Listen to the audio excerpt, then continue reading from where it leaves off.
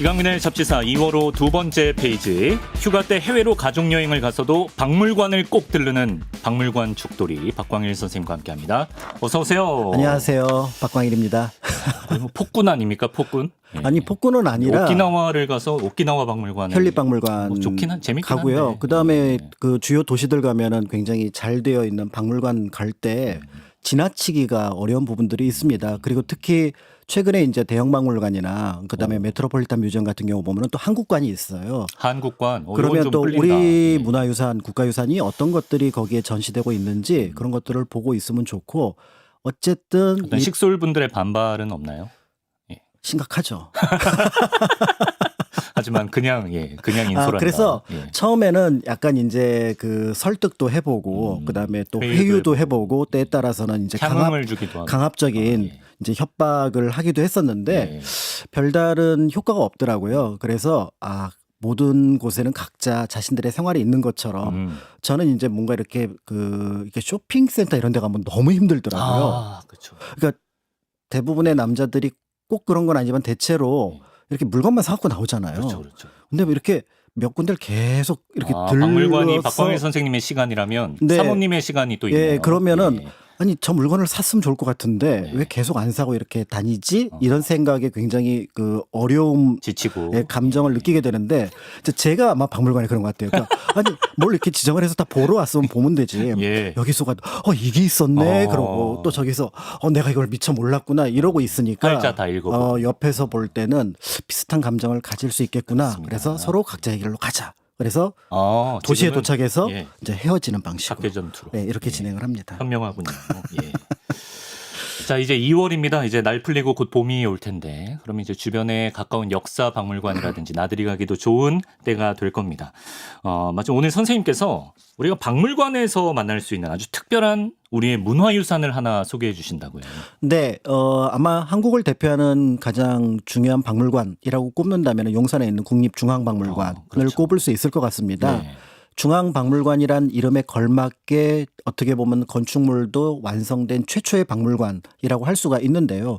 그전에는 뭐 석조전을 쓴다든지 아니면 조선총독부 건물을 쓴다든지 아니면 쓰기는 했지만 좀 규모가 한국하고는 좀 어울리지 않게 좀 작았다든지 이렇다는 점에서 제대로 된 국립중앙박물관의 모습을 처음으로 갖춘 게 2005년에 만들어진 이 박물관이거든요. 2005년이구나. 그런데 이제 1층, 2층, 3층에 굉장히 많은 전시관들이 있는데 사람들을 압도하는 것은 사실은 어떤 건물에 들어갔을 때 그 건물의 천장 높이입니다. 예. 예, 그러니까 우리가 성당 가서 압도당하는 이유, 그거를 바로 뭐냐면 그 높이 때문에. 그렇죠. 예, 그렇기 때문에 이제 뭔가 여기에서는 좀 이렇게 장엄함을 느끼게 되는데요. 국립중앙박물관 역시 이제 3층으로 되고 굉장히 높은 복도가 있어서 야, 굉장히 멋있구나. 그리고 여기서 뭔가 특별한 시간을 보낼 수 있겠구나. 이런 생각을 갖다가 쭉 걸어가면은 그 끝에 굉장히 거창한 탑이 하나가 보입니다. 이 탑이 이제 오늘 청취자분들하고 얘기를 나누게 될 경천사 10층 석탑인데요. 높이가 13.5m에 이르는 굉장히 큰 탑이기도 하고 또 대리석으로 되어 있어서 조각이 세밀하기가 어떻게 보면 다른 것과 비교할 수 없을 정도로 탁월합니다. 그런데 여기에 그치는 것이 아니라 이 탑은 이제 고려 때 만들어졌는데요. 고려 때 역사뿐만 아니라 근대 또는 현대의 역사까지 아울러 갖고 있다는 점에서 다른 문화유산들도 또 국가유산들도 다 특별한 내력들이 있지만 이 탑이 굉장히 좀 독특한 내력을 가지고 있어서 그 내용을 말씀드리려고 준비를 했습니다. 저도 이제 경천사 10층 석탑 이름만 들었을 땐 매칭이 잘 안 됐는데 사진 보니까 본 기억이 납니다. 저게 진짜 13.5m 엄청 높아서 3층에 있어도 내 코앞에 탑이 와 있어요. 그렇죠. 그러니까 예전에는 저런 탑을 보면은 밑에서만 올려다 봐야 되는데 맞아. 이제 저거를 제대로 보고 싶다 그러면 2층에 올라가서 옆에 보고요. 3층에 올라가서 위에서 아래로 내려다 볼 수도 있기도 합니다. 다만 이제 가끔 분명히 이제 요즘에 그 박물관 같은데 국가유산 안내판들이 굉장히 잘 되어 있거든요. 싸워요. 왜 싸워요? 좋은 자리? 13층이라니까. 10층이라니까. 이런 거 본 것 같은데? 싸워요. 그래서 가만히 탑에 이렇게 층수를 세 보면은 실제로 13층처럼 보이거든요. 그런데 밑에 있는 하나, 둘, 셋을 보면은 언뜻 보면 지붕처럼 보이지만 지붕 모양의 세밀한 디테일 조각이 없습니다. 그래서 밑에 있는 1, 2, 3은 네. 그냥 기단의 상중하라고 보시면 되고요. 그래서 지붕 모양부터 세어야 네. 보면은 10개가 됩니다. 3 더하기 7 구조네요. 네, 예. 그래서 네. 기단부를 보통 저게 3단으로 돼 있으니까 저거를 층으로 세면은 13층이 되고, 근데 저거는 저 작은 부분만 10개라는 거예요. 네, 그래서 그 진짜? 위에 탑신부가 1층, 2층, 3층에서 3층까지는 좀 화려하게 돼 있고 4층부터는 사각형으로 쭉 올라가거든요. 그렇게 해서 7층이 더해져서 모두 그러니까 3개의 기단부, 그다음에 3층에 좀 화려한 부분, 그렇죠, 그렇죠. 7층에 예, 조금 예, 덜 화려한 부분에서 예. 10층인데 그렇죠. 이제 보니까 내가 보기엔 13개인데 그래서 13층 기단을 센 거죠. 이렇게 해서 예전에는 실제로 몇몇 안내문 1950년대 60년대 안내문에는 13층으로 표기가 된 것들도 꽤 있습니다. 저기 어디 뭐 써 있거나 그러진 않나 보네요. 탑에 10층인지 13층인지. 그렇죠. 탑은 알아서 이제 보는 거니까. 그렇구나. 예. 그러니까 불국사 3층 석탑도 가서 보면은 네. 기단이 2단으로 되어 있거든요. 근데 이제 그걸 보고 이거 왜 3층이냐 5층 아니냐고. 근데 지붕 숫자를 세야 돼요. 탑은. 그렇습니다. 그게 원래 이제 건물을 돌로 번안해서 만들어 놓은 거니까 네. 그렇게 그래서 싸우지 마시고 안내판 보시면 됩니다. 10층 석탑이 맞나? 네. 예. 아까 이 탑이 고려 시대에 만들어졌다고 했는데 고려 뭐 어느 왕 때쯤인가요? 네, 보통 저런 탑은 사실은 언제 만들었는지 정확하게 알기가 어려운데요. 그런데 저 탑은 정말 다행스럽게 글자가 새겨져 있습니다. 그래서 글자가 새겨져 있어서 언제 누가 만들었고 왜 만들었는지도 추정할 수 있는 자료가 만들어져 있는데 현재 남아있는 명문을 보면은 충무강 4년 그러니까 1348년에 만든 것을 알 수가 있고요. 예. 충무강이라는 말에서 짐작할 수 있는 것처럼 충 그렇죠. 충렬왕 이후 충선왕, 충해왕, 충수강 하면서 이어졌던 원간섭기. 그 원간섭기 그러니까 부마국 시절에 만들었다는 점에서 사실은 이 시대 고려에는 고려 전통에 그러니까 우리나라 전통의 불교도 있었지만 원나라에서 들어왔던 불교가 영향을 굉장히 많이 끼쳤어요. 그런데 그 원나라에서 유행하던 불교가 티베트 불교였는데 그렇군요. 보통은 라마 불교 이렇게 표현을 합니다. 그러니까 그 영향을 받아서 이 탑을 만들었겠구나 이런 것들을 짐작해 볼 수가 있습니다. 그런데 한편으로 이제 이 시기가 그러면 좀 특별해서 이게 누가 만들었을까를 보니까 거기 이름이 2개가 나오는 거예요. 그래서 뭐 강융, 고용보 이런 이름이 나와요. 그래서 이 이름하고 이 경천사하고 어떤 관계가 있을까를 조사를 했더니 어떤 여자명이 등장을 하죠. 여자명? 네. 여자 어떤 우리가 여자? 보통 이제 그 고려 때 보면은 그 고려의 태자, 나중에 이제 세자로 격화가 되지만 그 태자가 이제 그 원나라 황실의 공주 또는 왕족 여인이랑 혼인을 하잖아요. 노국 대장공주. 그렇죠. 그래서 부마국 뭐 이렇게 표현을 했었잖아요. 그런데 사실은 알고 보면 원나라가 고려의 사위국이었다. 원나라가 고려의 사위국이었다? 그렇죠. 어떻게 하면 그렇게 되죠? 왜냐하면은 원나라 반대로 그냥 황제가 고려의 여인하고 황후를 맞으면 그 사위국이 되잖아요. 말 되네. 그거를 만들어준 인물이 이제 기자오라고 하는 인물이 있습니다. 기자오. 그러니까 당시 이제 어떻게 보면은 이제 계속 뭘 압박을 해서 여러 가지 고려에서 가져갔는데 그 중에 하나가 정말 안타깝게도 고려 여인들을 데려갔어요. 이걸 공녀라고 합니다. 그러니까 공녀는 이제 바치는 여인이라는 뜻이니까 이제 거기에 끌려간다라는 생각들을 갖고 있어서 대체로 비극으로 생각을 했는데 그게 이제 쭉 지속되다 보니까 몇몇 몰지각한 남자들이 볼 때, 아빠들이 볼 때 내 딸을 공녀로 보내면 내가 출세할 수 있겠는데? 딸을 의도적으로 보낸다? 네, 왜냐하면 공녀로 갔던 사람들이 대체로 원황실의 귀족들하고 연결되는 경우가 종종 있습니다. 물론 굉장히 비극적인 삶을 살았던 사람들도 있었고요. 그러니까 뭔가 잘하면 내가 출세를 할 수 있겠다라고 생각했던 인물이 기자오라는 인물인데 결국은 이 사람이 자기 딸을 원나라로 공녀로 보냅니다. 거기까지는 이제 보냈는데 이 과정에서 누군가에게 좀 부탁을 했던 것 같아요. 그래서 그 당시 원황실에서 활동하고 있었던 고려 출신의 환관들이 여럿 있었는데 박불화라든지 잠시 앞에 얘기가 나왔던 고용보라듯 하는 이런 인물들이 활동을 하고 있었습니다. 이 원황실에서 활동하고 있는 환관과 이 그 기자오의 딸이 이제 뭔가 원 황제를 계속해서 설득을 하거나 아니면 옆에 계기를 만들었겠죠. 그러면서 제2황후가 됩니다. 그 황후가 유명한 기씨의 따님이니까 아, 기황후군요. 기황후가 되는 거죠. 아, 그래서. 네, 결국 기황후는 나중에 정황후가 죽게 되면서 정황후가 되거든요. 예, 그러니까 말 그대로 원나라 순제의 정식 황후. 예. 뭐 세 번째이긴 하지만 첫 번째, 두 번째 황후가 죽었거나 쫓겨났기 때문에 네. 그래서 그 자리에 올라갔기 때문에 그 면에서 볼 때 이제 이 기자오라는 사람은 원나라 황제의 장인어른이 장인어른이죠. 된 거예요. 예. 그러니까 이 권한이 어마어마해졌다고 볼 수가 있는데 뜻대로 됐네 어쨌든. 예. 그런 면에서 볼 때 당시 이제 고려 안에 있었던 여러 절들이 네. 원나라 황실이든 고려 왕실을 위해서 뭔가 기도를 해주는 절들을 많이 지었는데 아, 예. 이 탑에서 그 고용부란 이름이 나왔다.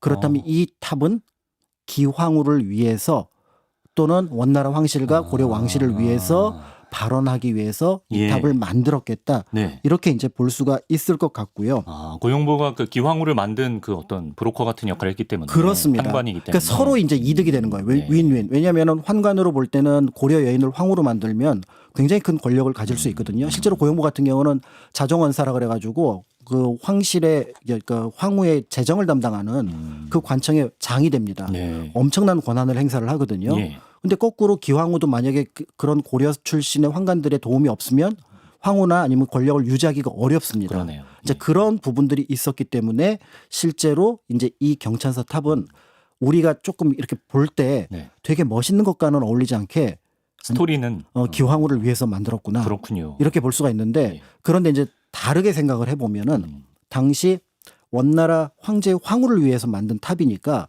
고려와 원나라 최고의 기술 그다음에 당시 불교 관련된 최고의 지식들이 합쳐져서 이 탑을 만들었겠구나라는 것들도 짐작해 볼 수가 있습니다. 탑에 또 그런 의미들이 있었네요. 고용보는 그렇고 아까 뭐 강용이라는 사람도 적혀 있다 그러지 않으셨나요? 네. 그 사람은 누군가요? 이 강용이라는 사람도 거의 비슷한 사람인데 이 사람은 이제 역시 그 원나라 안에서 이제 활동을 했던 사람하고 관련이 있는데요. 네. 자기 딸을 원나라 승상이었던 탈탈의 소실 첩으로 만듭니다. 아, 참. 예. 그러니까 어마어마한 권력을 또 고려 안에서 쥐었어요. 가지고 있었던 인물이에요. 네. 그러니까 이제 그 원나라에 있는 기황후의 어떤 그 안녕을 기원하게 한 탑을 고려에 만든다. 그러니까 발벗고 두 사람이 나선 거예요. 네. 그래서 고용보도 나서고 네. 그다음에 이제 강용도 나서서 이 탑을 만들었는데 그 이름이 그대로 명문에 남아 남아있다. 있어서 그래서 시기도 중요하지만 네. 사실은 이 탑을 누구를 위해서 누가 만들었는지가 그러니까 기황후를 위해서 고용보나 강용 같은 사람이 네. 만들었겠구나. 이제 알 더 수 구체적으로는 어느 스님들이 거기에 참여했다. 이런 것까지 기록이 되어 있다는 점에서 굉장히 중요한 그 시대의 역사를 알 수 수가 있는 거라고 있네요. 볼 수 있을 것 같고요. 예. 다만 탑은 기황후를 위해서 만들었지만 이제 그 탑이 있었던 경천사라는 경천사는 어디 있는 절이에요? 그 개성 부소산 아래 있는 아, 개성에 있던. 네. 예. 절인데요. 예. 이 절은 이미 고려 왕실하고도 인연이 깊었던 절로 알려져 있습니다. 그래서 예. 인종 때부터 그 왕실의 왕들이 방문을 했었던 것이 기록으로 남아 있고 네. 조선 초까지만 하더라도 굉장히 융성했던 절로 보여져요. 그러니까 태조 이성계가 이제 거기 계속 머물렀었는데 그 이유 중에 하나가 바로 뭐냐면 당시 자신의 두 번째 왕비였던 신덕왕후 방번 방석의 어머니가 네. 이제 개성 사람이잖아요. 예. 그 개성 사람이었던 신덕왕후를 위해서 거처를 만들었던 곳 중에 하나가 바로 경천사입니다. 아. 그래서 나중에 1386년에 그 신덕왕후가 승하했을 때 네. 그를 위해서 뭔가 기도를 올려달라고 부탁했던 절도 경천사여서 태조가 나중에 계속 방문했던 예. 그런 어떤 절이라는 점에서 조선 초까지는 어느 정도 융성했고 또 네. 고려 왕실, 조선 왕실하고 그러네요. 관련이 있었던 곳이었고 그러니까 그런 자리에 이제 기황후의 이런, 예. 어떤 안녕을 기원하기 위한 탑을 또 세웠겠네요. 고려 왕실, 원왕실의 안녕을 기원하기 위한 탑을 만들었다고 볼 수가 있습니다. 지금도 경천사는 남아 있습니까? 그런데 네. 어느 순간 이 절은 네. 없어졌던 것 같아요. 조선 후기에 갔을 때. 아, 조선 후기쯤에는. 네, 그래서 절은 없는데 대신 이제 탑은 대리석으로 만들 놓았으니 네. 그게 이제 온전하게 남아 있었고 이 탑이 이제 세상에 알려지면서 네.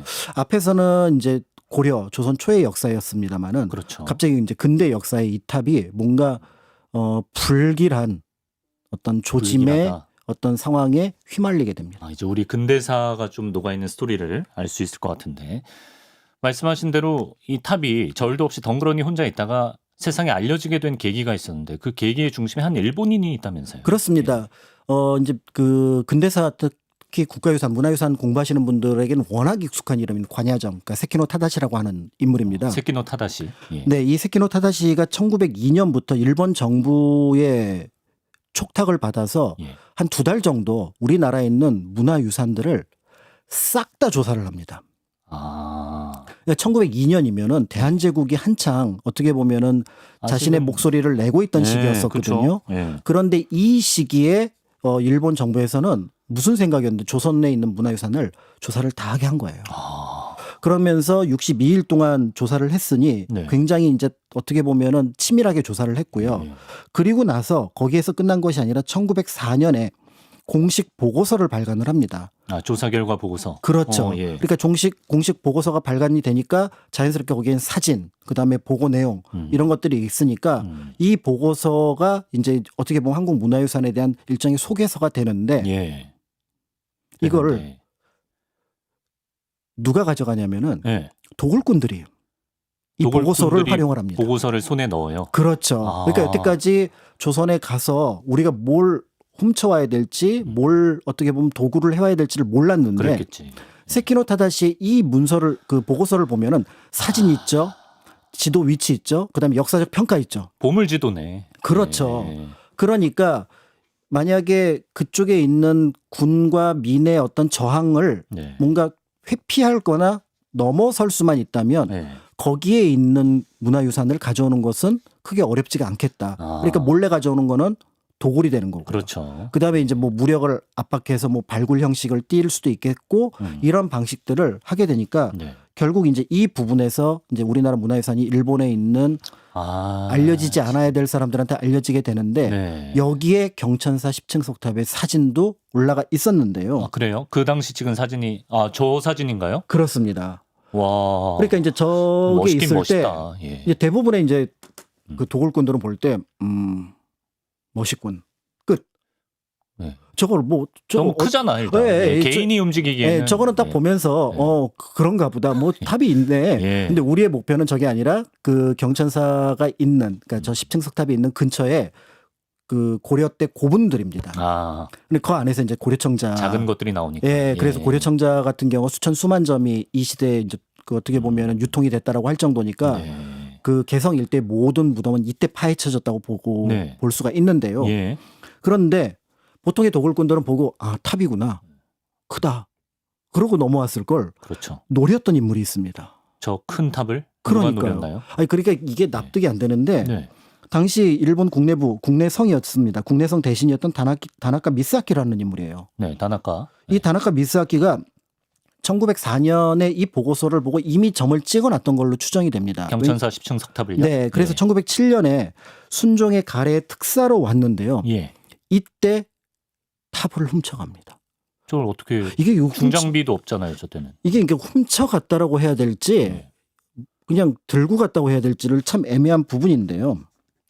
그냥 그럼 뭐 분해를 해서 들고 간 거. 근데 당시 이제 이 일대에서 굉장히 어떻게 보면 도굴된 그 국가 유산을 유통하던 일본인이 있었습니다. 곤도 사고로라고 하는 굉장히 유명한 인물이었는데요. 네.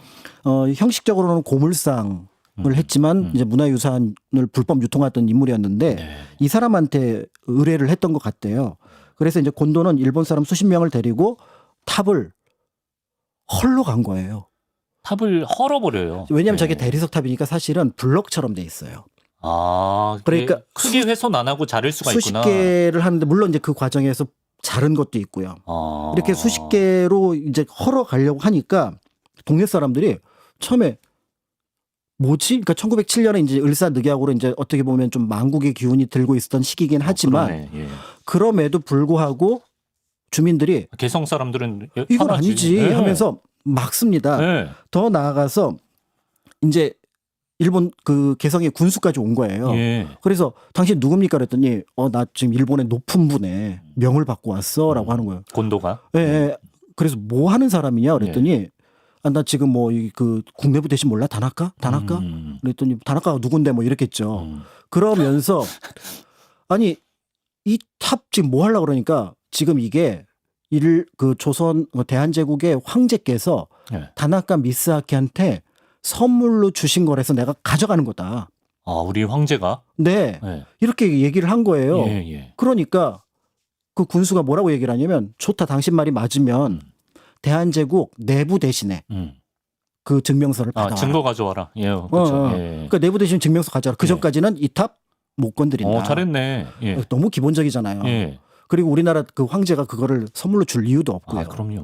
국내부 대신한테. 그러니까 결국은 이 상황에서 이제 대치를 하고 있었죠. 네네. 그런데 갑자기 이제 한 100몇 명이 헌병하고 그다음에 곤도가 다시 나타난 거예요.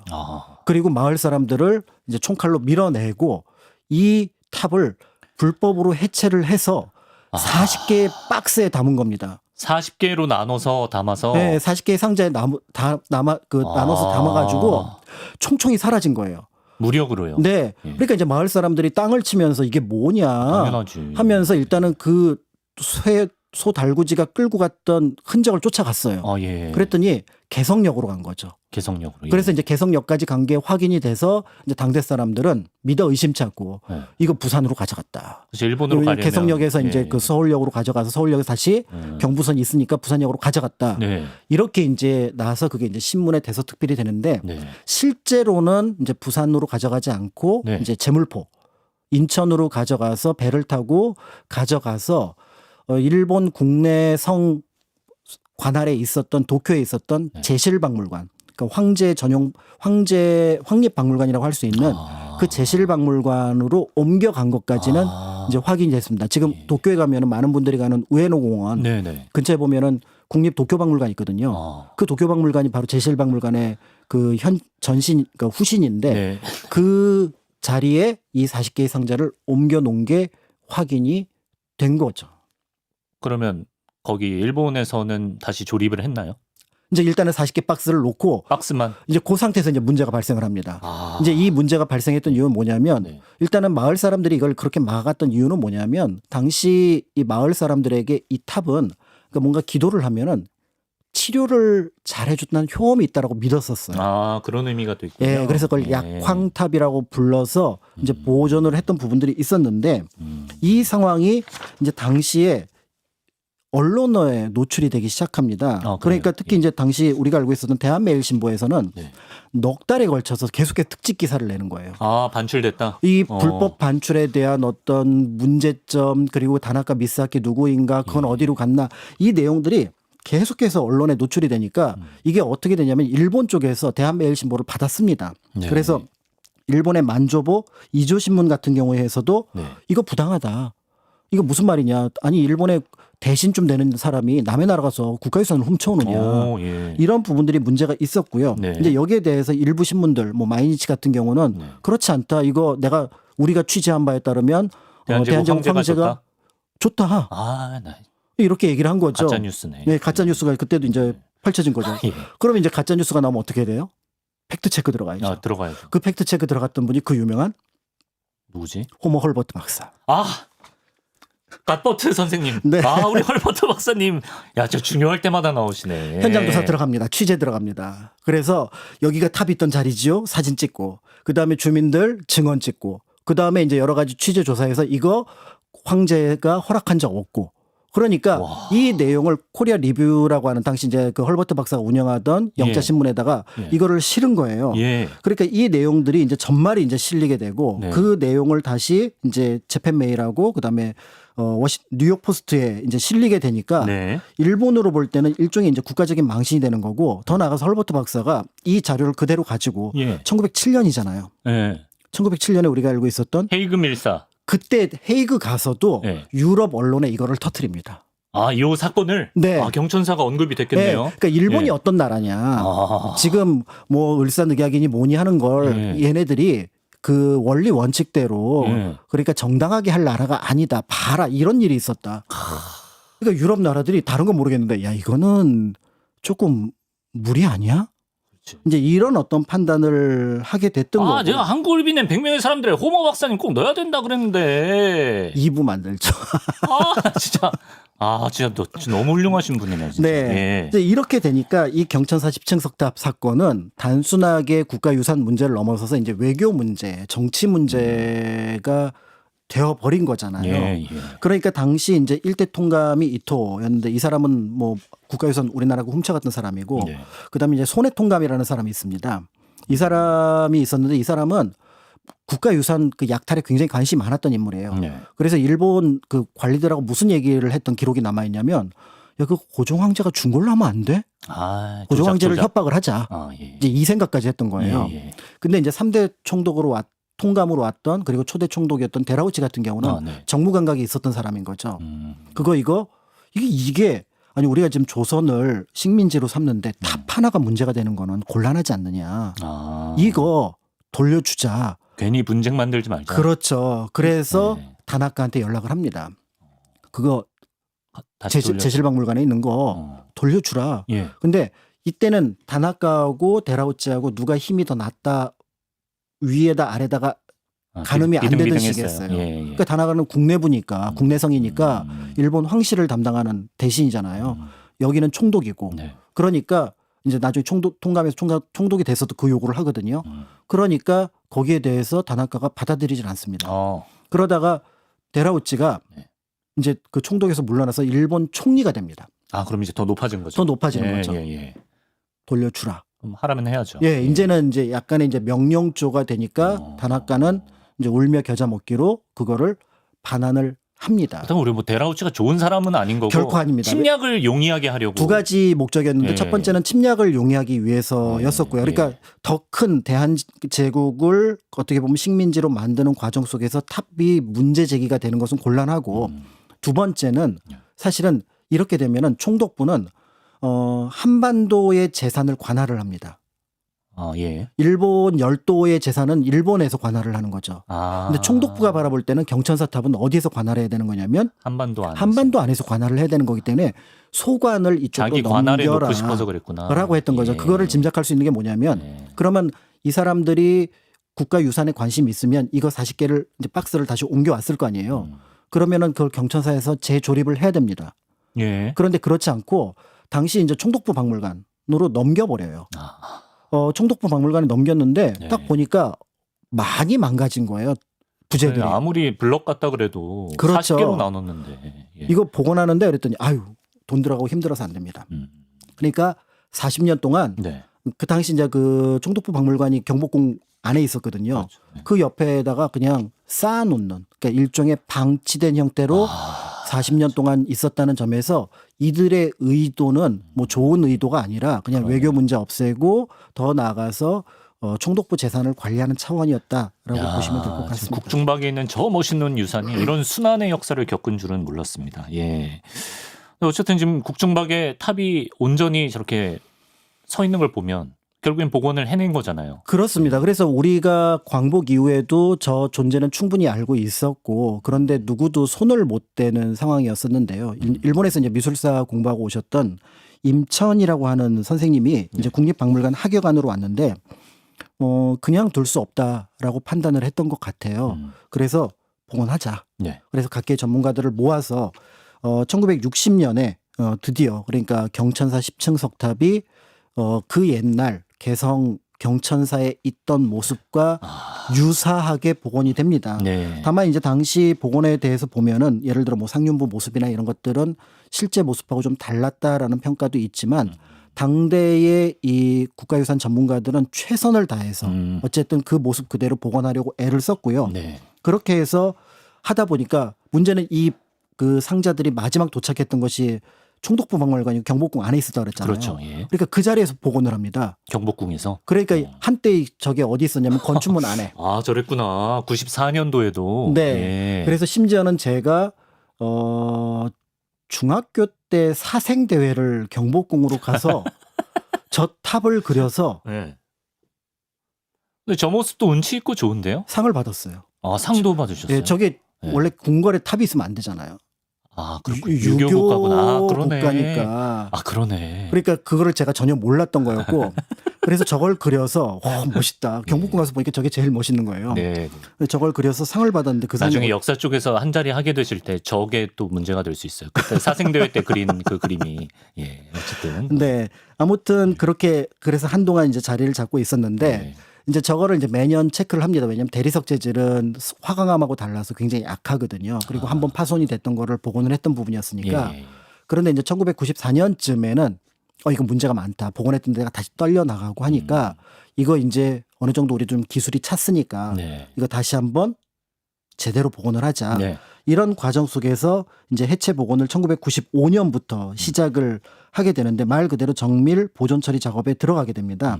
근데 이 과정에서 이제 국립문화재연구소가 서울에 있다가 대전으로 가니까 연구자들이 갔으니까 이제 탑도 같이 대전으로 가요.